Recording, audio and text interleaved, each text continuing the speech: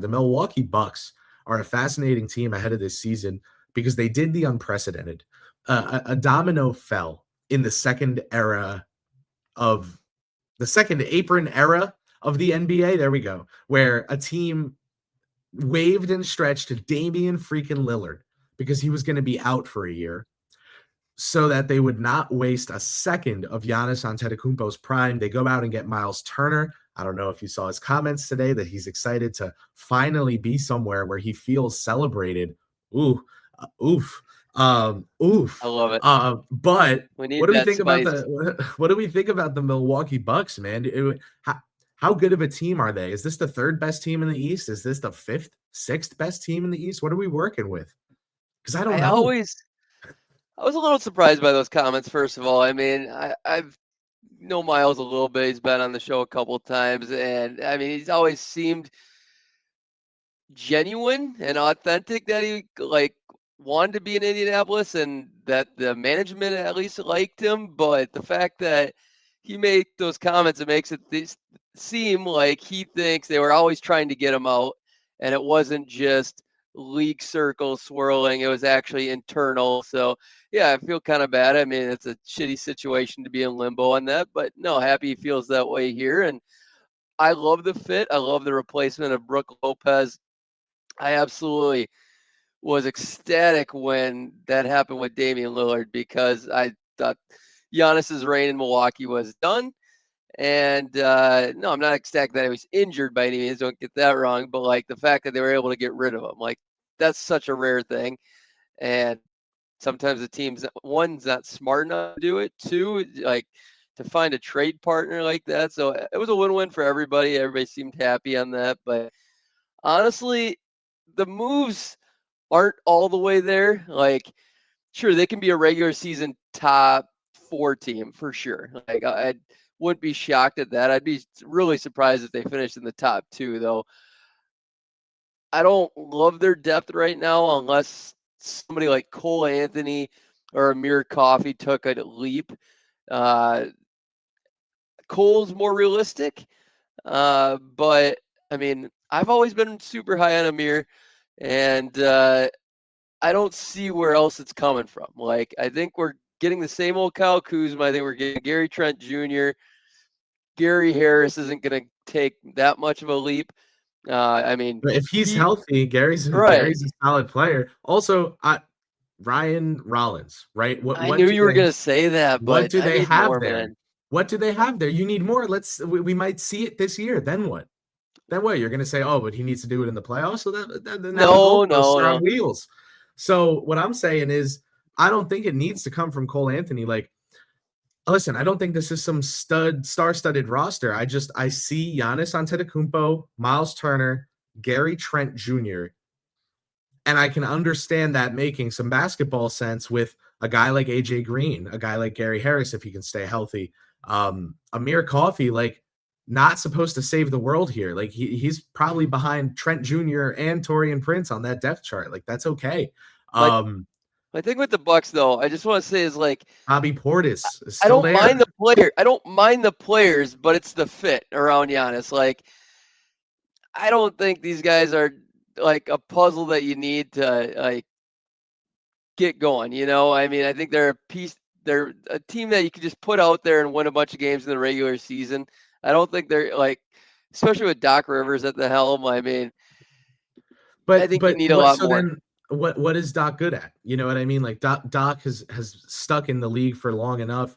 He may not be the elite coach that some want him to be. Average at everything, man. But average is not bad. Average is average. So if that's how you feel, like, I don't think they're totally doomed. I think if this team wants to gel and figure it out, I do think there's a baseline level of talent here where, yeah, maybe I have the Atlanta Hawks, the New York Knicks, the Cleveland Cavaliers finishing ahead of them in the standings. Maybe I look at a team like the Philadelphia 76ers and say, hey, if everyone stays healthy, which, you know, history has shown is not likely, but we can't erase the possibility, that could be another team that finishes ahead of Milwaukee. So maybe this Bucks team is a 5th or 6th seed in this year's Eastern Conference, because I didn't even bring up the Orlando Magic yet. So you talk about some of these big hitters in the East. I just think the Bucks are one of them. I don't think they're the biggest hitter. I don't think they're the strongest, the toughest, the loudest. They might be the tallest, and that might get them somewhere.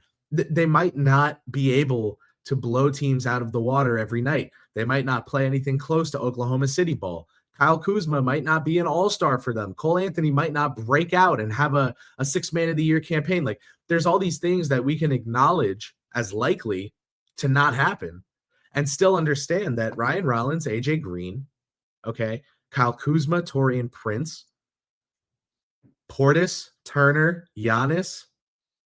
You even think about some of the other depth pieces like Cole Anthony and Kevin Porter Jr. are kind of wild cards, but you might get something. They've gotten something. Like, I'm looking at some of these guys and going, okay, this team isn't totally rudderless with the young core, with the younger guys. I mean, also, didn't they get they have Mark Sears, like, probably not going to be a stud right away, but my point is more so like these guys might be all right in practice. Cormac, like, these guys might hold up in practice.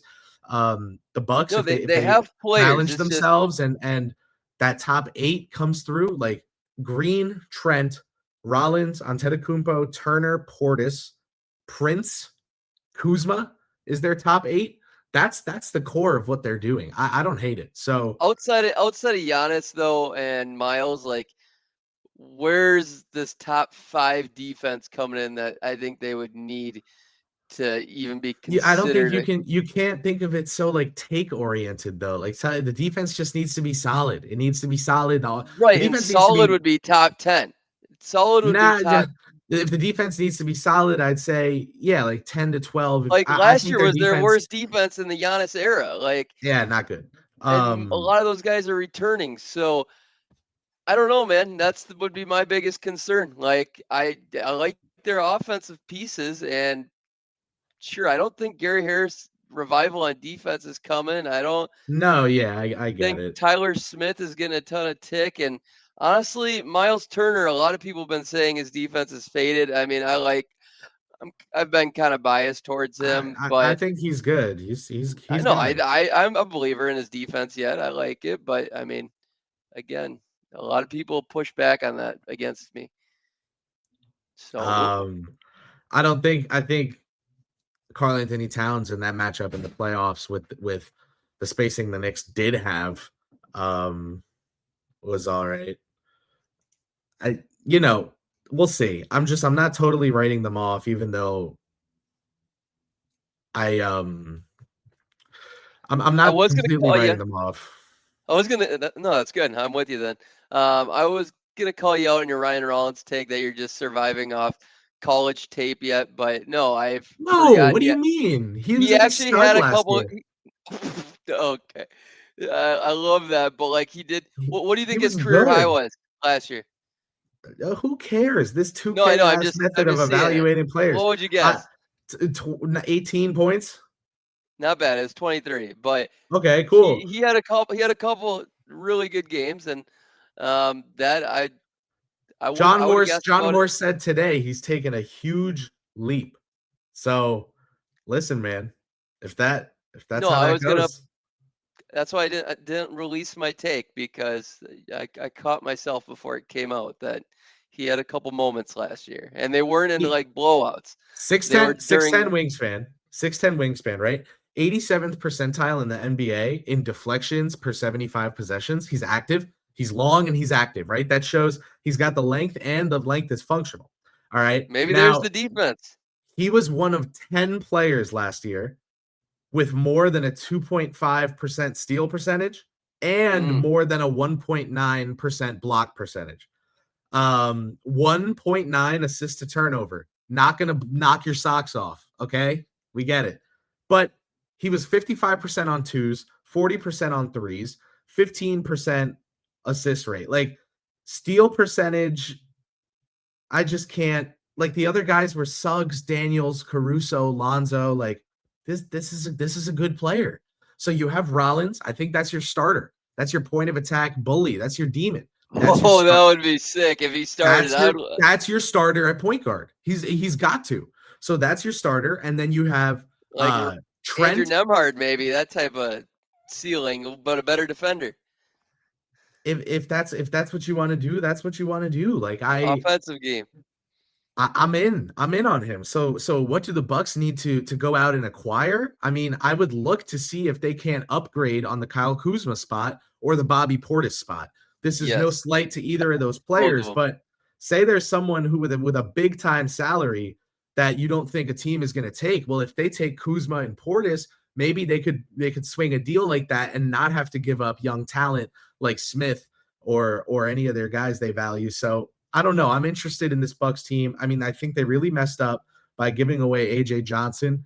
But that's not the end of the world. Ryan No, Rollins is a stud. They can definitely get over that. So yeah, let's they keep better it. be able to get over AJ Johnson. So far, sure, but if he turns into a stud, it doesn't look so great. Obviously, hindsight's 2020. Any player that comes to mind that you'd want the Bucks to pick up, like if the Heat are a tire fire, I'd tell Milwaukee, like, go see if you can't trade Kuzma for Norm Powell or something like that. Now you're speaking my language there. But I need a little more defense. I need a little more defense yet. I mean, Could this be a what team about like a that DeJounte Murray? I, I I, think I, I think he's better on offense than defense, man. a lot of people think that. I still A lot of like. people are dumb. A lot of So people he's him and Miles Turner fit in that similar category. Like they've had a couple banging years on defense, like all defensive type years, yet people know more by their offense. Grayson Allen back to Milwaukee. That's a guy they should look Oh, into. we got to think bigger than that. Think What bigger. do you mean? I'm thinking just big enough. Say if the Grizzlies fall apart, go get Jaren Jackson Jr. Unload the picks. What the what are they, Turner and whatever picks they have left and a share of the minority stake in the franchise? Like what the heck? I'm done with you. All right, listen. Let's go out west.